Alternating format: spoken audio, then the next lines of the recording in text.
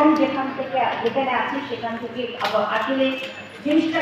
একটু কীরকম তফাৎ হলে আমরা ভাববো যে এটা একটা মর্যাদার জায়গা। অতএব এইগুলো আমার মনে হয় যে এটা নিশ্চয় আপনারা আলোচনা করেছেন, কিন্তু বেশিরভাগ সময় আমি দেখি যেটা হয় যে আমরা সারাক্ষণই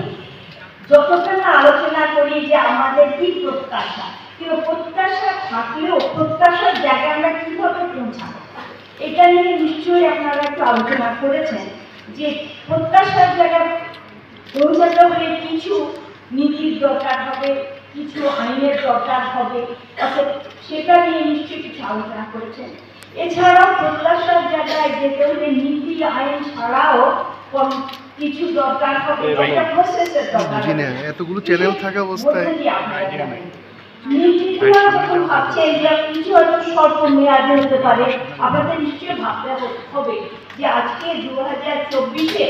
আপনারা যেখানে যেতে চান 2030-এ গিয়ে কি আবার এই একই রকম কথা বলবেন, নাকি ওই 2030-এর মধ্যে আগামী 5 বছরে কি কি পদক্ষেপ দেখতে চান, আগামী 10 বছরে কি কি পদক্ষেপ দেখতে চান,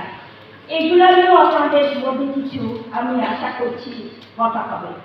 আমরা সবাই জানি যে আমাদের দেশে অনেক নীতি আছে, কিন্তু এগুলো আসলে ইমপ্লিমেন্টেশন হয় না, কার্যকরী হয় না। তো কেন কার্যকরী হয় না আশা করছি আপনারা এটা নিয়েও গতকাল কথা বলেছে, এবং কিছু হয়তো বা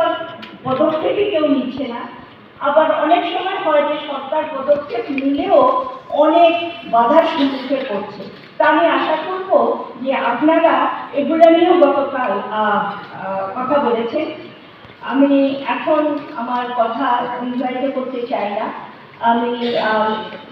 একটু শুনতে চাই যে গতকাল যে 3টা সেশন হলো